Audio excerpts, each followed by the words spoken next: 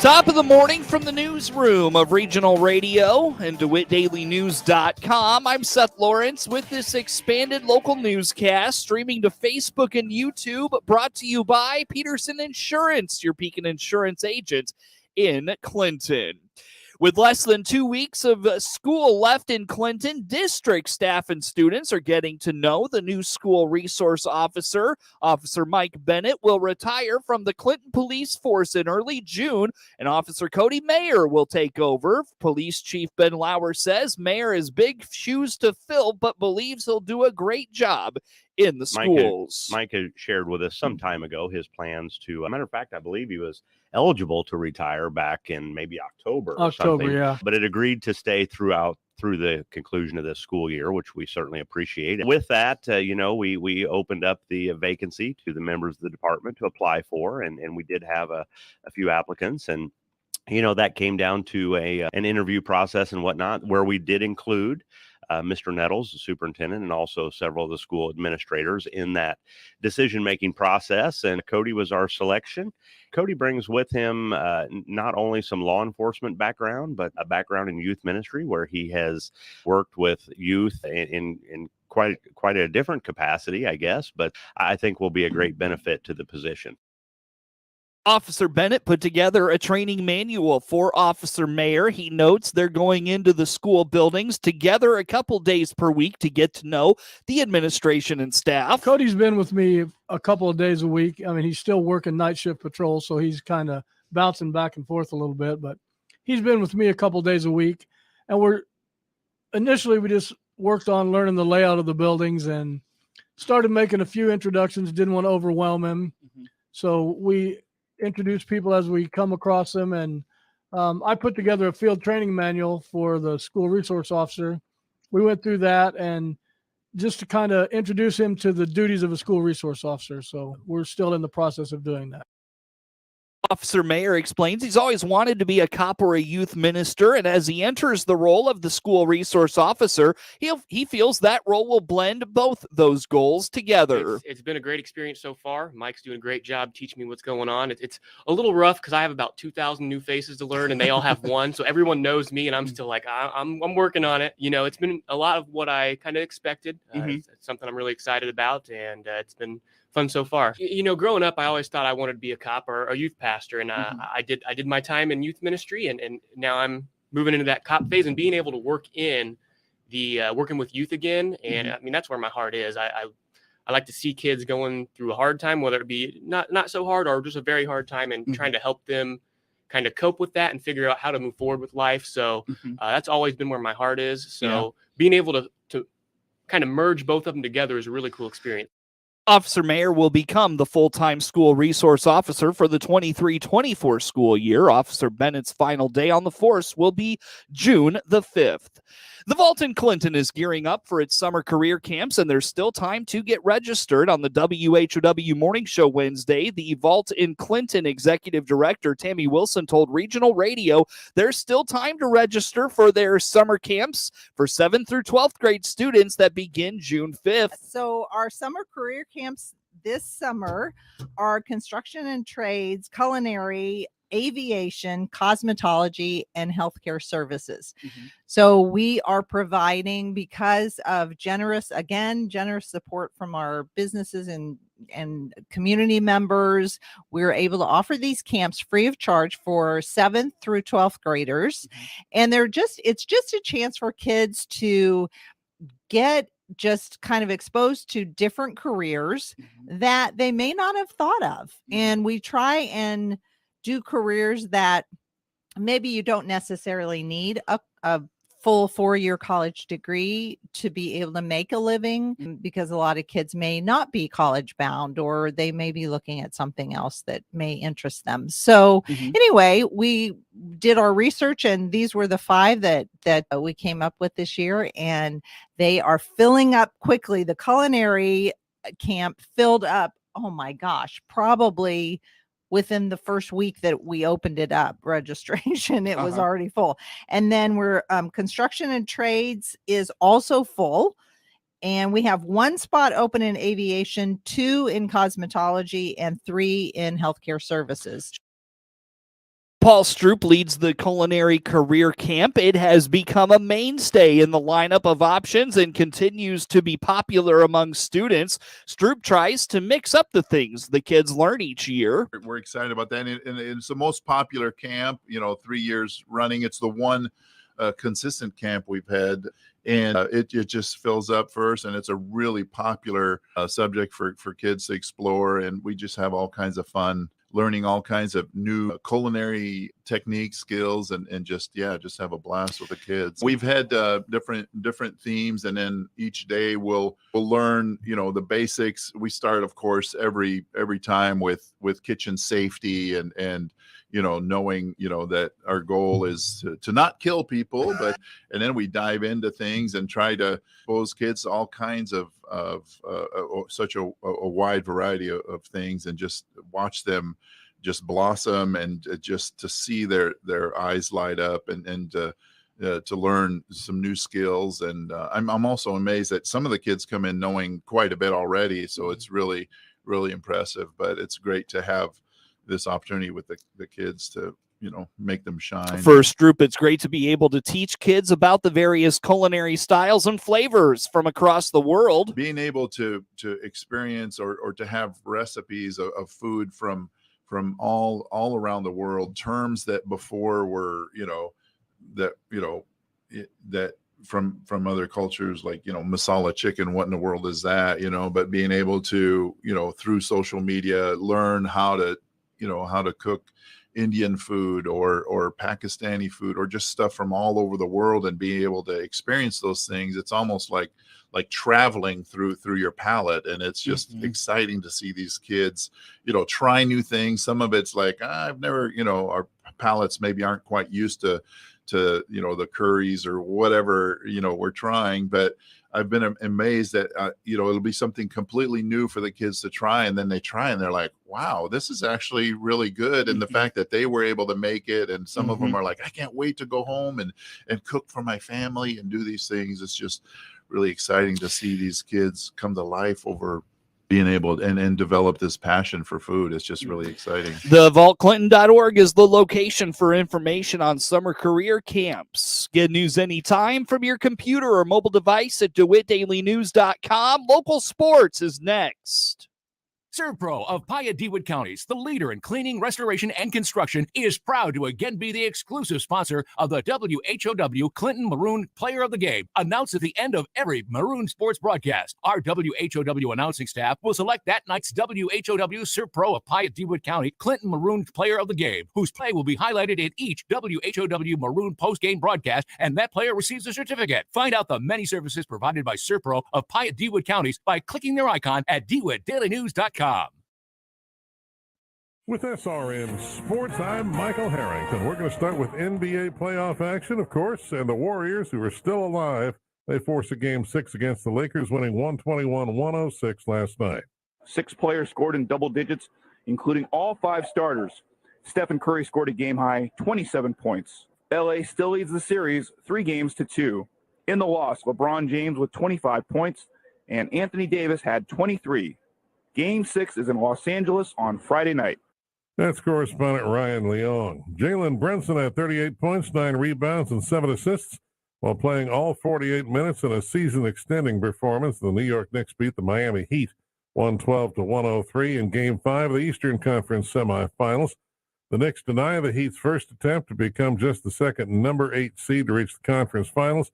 Send the series back to Miami for Game 6 on Friday night. This is SRN Sports.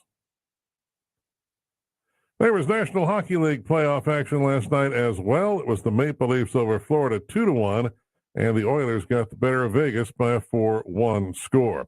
Elsewhere, multiple celebrities are in the mix for a minority ownership in the NHL's Ottawa Senators. Vancouver-born actor Ryan Reynolds and rapper Snoop Dogg have both confirmed their interest, while Toronto recording artist The Weeknd has reportedly thrown his hat into the ring too. Major League Baseball yesterday in the American League, it was the Tigers over the Guardians 5-0. Yankees 11, A's 3. The Rangers beat Seattle 4-3. It was Houston over the Angels 5-4. Orioles 2, Tampa Bay 1. Kansas City over the White Sox 9-1. In the National League, Colorado 4, Pirates 3. The Dodgers beat the Brewers 8-1. Nationals 11, Giants 6. Miami got by Arizona 5-4. Mets 2, Reds 1, and the Cubs over St. Louis. This is SRN Sports. Time now for a look at sports. I'm Seth Lawrence with this report.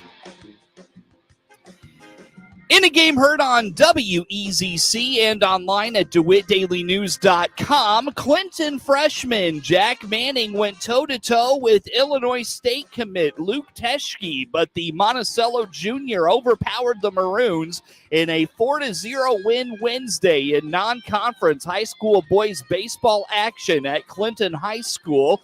Manning and Teschke matched zeros on the scoreboard for 4 innings before the Sages finally scratched across a run on Biniam Linhart's infield single, scoring Ike Young. Teschke labored through 5 shutout innings while striking out 11 and walking 3. He permitted 2 hits. Manning went 6 innings of 1-run ball, allowing 6 hits, a walk, and struck out 5. Jacob Trusner's 3-run home run in the 7th inning broke the game open for Monticello. The senior finished a frustrating 1-for-4. Manning frustrated the Monticello bats all afternoon. Colton Walker put on a show in left field for the Maroons. Matt Swartz hit a ball in the gap with 1 out in the 1st inning, but Walker's hustle to cut it off and get it in quickly held the Monticello sophomore to a long single. The Maroon sophomore then made a tremendous sliding catch as big brother Mason slid out of the way on a drive to the gap in the 4th inning off the bat of Colton Vance. The brothers also went for a fly ball in the 3rd inning off the bat of Raiden Colbert. The younger of the Walkers took a putout away from big brother on the play. Linhart finished 2-for-4 with a pair of stolen bases for Monticello. Swartz was 2-for-3, and Dylan Brown was 2-for-3 for the Sages. Brock Wilson and Josh Bass finished 1-for-3 for Clinton. Mason Walker was 0-for-2 with a walk. Jackson Reynolds finished 0-for-2 with a walk as well. The Maroons dropped to 9-11 overall, while Monticello moves to 19-4. Clinton finishes its regular season Friday, hosting Cerro Gordo B. Mint. Monticello wraps up its home schedule hosting Mount Zion Friday and has a last-minute game at Mount Pulaski on Monday before the postseason opens next Wednesday. In a game heard here on WHOW, the Clinton Lady Maroons topped the visiting Eureka Hornets 6-3 in non-conference high school girls softball action Wednesday afternoon at Clinton High School.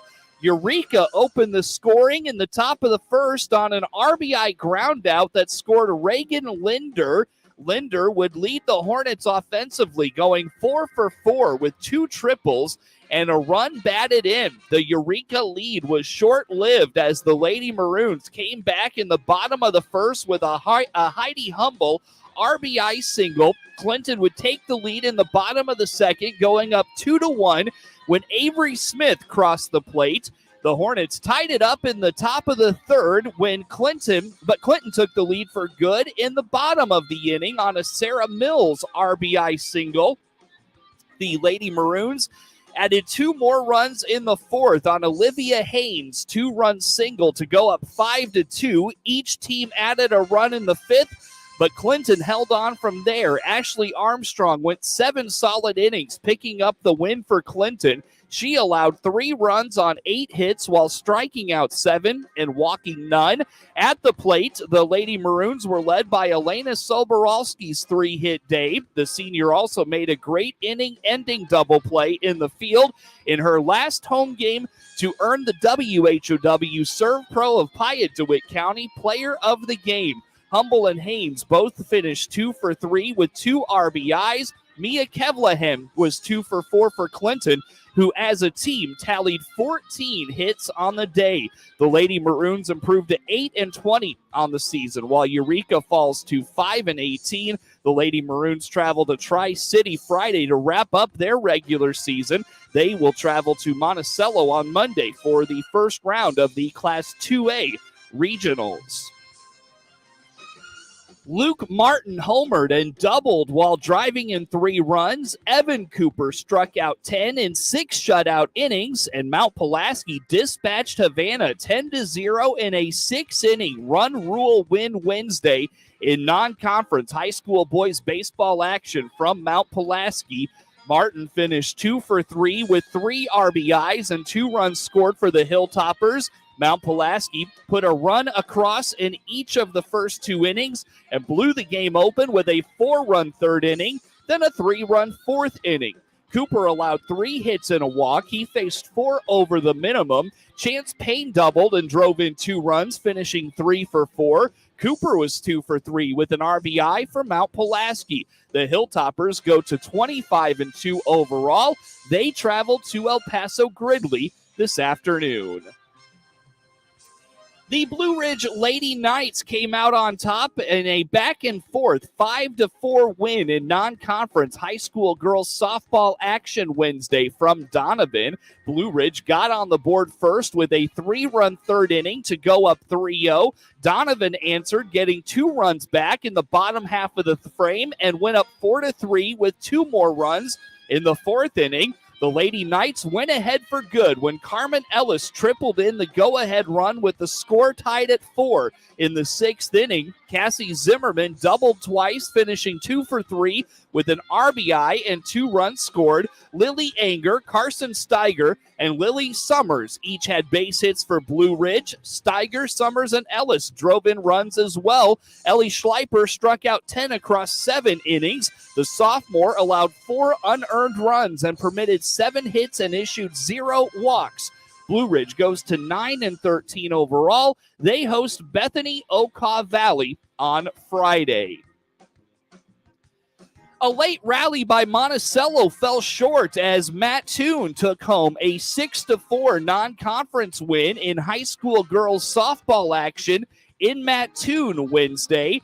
Monticello fell behind 6-0, rallying with 4 runs in the 6th inning. Isabella Beery, Lindsay Treebaum, Cassidy Stoffel, and Avery Schweitzer drove in runs in the 4-run frame.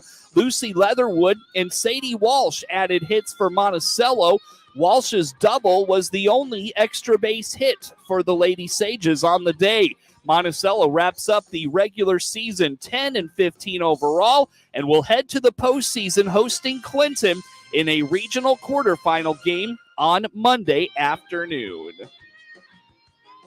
Patrick Wisdom and Jan Gomes homered to lead the unbeaten Justin Steele, and the Chicago Cubs passed the St. Louis Cardinals 10-4 Wednesday night, snapping a 3-game skid. Steele gave up 3 runs and 7 hits in 6 innings. He struck out 3 and walked 3. He joined Dodgers ace Clayton Kershaw as the only 6-game winner in the National League. Nolan Arenado hit his first triple of the season for St. Louis, who had won 3 straight after dropping 8 in a row. Jordan Montgomery lost for the 5th time in 6 starts after giving up 6 runs in 5 innings. He issued a pair of walks to load the bases in the 2nd, but caught Christopher Morel looking at a 3rd strike to escape the jam. Montgomery's luck changed an inning later when Wisdom hit his 12th homer, a 2-run shot that gave the Cubs the lead for good. Gomes, reinstated from the 7-day concussion injured list earlier in the day, added a 2-run drive an inning later that came a few feet short of clearing the left field bleachers. Dansby Swanson hit a 2-run double off Drew Verhagen in Chicago's 3-run 6 to break the game open. Morel finished with a pair of RBI singles, and Trey Mancini drew 3 walks and scored 3 times. Arenado knocked in the Cardinals' first run with his triple in the 1st. Wilson Contreras singled home a run in the 3rd to stake Montgomery to an early 2-0 lead. The season series between the NL Central rivals resumes in late June when they meet for a 2-game set in London. The Cardinals get an off day today before opening a series Friday night in Boston. Adam Wainwright faces James Paxton, who makes his 2023 debut for Boston. The Cubs will be off today. They send Drew Smiley to the mound against Sonny Gray and the Twins on Friday. Nick Prado homered. Brad Keller won for the first time in nearly a month, and the Royals down the Chicago White Sox 9-1 Wednesday night. Keller, who leads the majors with 32 walks allowed, got into immediate trouble walking the first 2 batters he faced, but escaped first-inning damage with a double play and a strikeout. Gavin Sheets walked to lead off the second and scored on Hanser Alberto's single for Chicago's only run. Keller went 5 innings, allowing a run on 3 hits and 4 walks. He struck out 4, earning his first win since April 12th. The Royals hit around in the first inning, collecting 6 hits, including Prado's 2-out RBI single, grabbing a 4-0 lead, forcing Lance Lynn to toss 37 pitches in the inning. Lynn surrendered 7 runs on 2 hits with 2 walks, with 7 runs on 9 hits with 2 walks, fanning 4 and 5 innings. Prado's homer, a 2-run shot to right, put Kansas City up 7-1 in the 5th. Michael Massey opened the 4th with his first homer of the season, and Edward Olivares opened the 7th with his 3rd homer. Massey and Vinny Pasquantino each produced 3 hits. 4 Royals relievers fanned 7 over 4 scoreless innings. Chicago had hit 6 hits, all singles. Luis Robert Jr. struck out 4 times, snapping an 8-game hitting streak. Mike Clevenger opposes Brady Singer in today's series finale. Get sports anytime from your computer or mobile device at DeWittDailyNews.com. DeWitt County's #1 source for local news is on the air and online 24 hours a day. The latest local news stories are heard every hour on Central Illinois' news station, the Big 1520 AM and 92.3 FM WHOW. Stream live at DeWittDailyNews.com. They're also heard every hour on the station that's your easy choice, 95.9 FM WEZC. And to read the latest local news on your electronic device, including tablets, iPhones, and smartphones, go to DeWittDailyNews.com. DeWitt County's #1 source for local news is on the air, online 24 hours a day. With SRN News, I'm Rich Thomason. It will not become law, not with the Democrat-controlled Senate and not with President Biden in the White House, but House Republicans plan to vote today on their sweeping border security bill anyway. The FBI declines to comply with a congressional subpoena. It could shed light on allegations of bribe-taking by Joe Biden when he was vice president. The White House says it's an absurd attack on the president. Wire fraud, money laundering, and lying to Congress change charges that have brought a not guilty plea from New York Congressman George Santos. The latest readout on inflation at the wholesale level. It ran 2.3% over the past 12 months. That's according to the newly released Producer Price Index. And Israeli airstrikes in the Gaza Strip, killing a 4th terrorist commander. That raises the Palestinian death toll from the latest round of fighting to 25. More details at srnnews.com. Our 2023 planning reports on WHOW are brought to you by Baum Chevrolet Buick in Clinton and Farmer City, AAK Mechanical, the Illinois Soybean Association, Mancy Metal in Mount Zion, Wiffles Hybrids, Peterson Insurance Services in Clinton, Maroa Ag, the Macon County Farm Bureau, First State Bank Bloomington in Hayworth, the McLean County Farm Bureau, and your local Bex Hybrids dealers. This is Nate Sams, Vice President of Lending at the First State Bank and Trust in Hayworth. Central Illinois has some of the most productive farmland in the world. That's why agricultural lending is one of the cornerstones of what we do. First State in Hayworth has been helping farmers analyze, plan, and grow their operations for over 25 years. We offer the experience, expertise, and dedication you need to achieve success in today's economy. So come see me, Nate Sams, at First State Bank and Trust in Hayworth, or visit our website at fsbcorp.com today. Member FDIC, equal housing lender. Some people say that at Wiffles Hybrids, we march to the beat of our own drum, but we don't mind that one bit because of staying independent and U.S. farm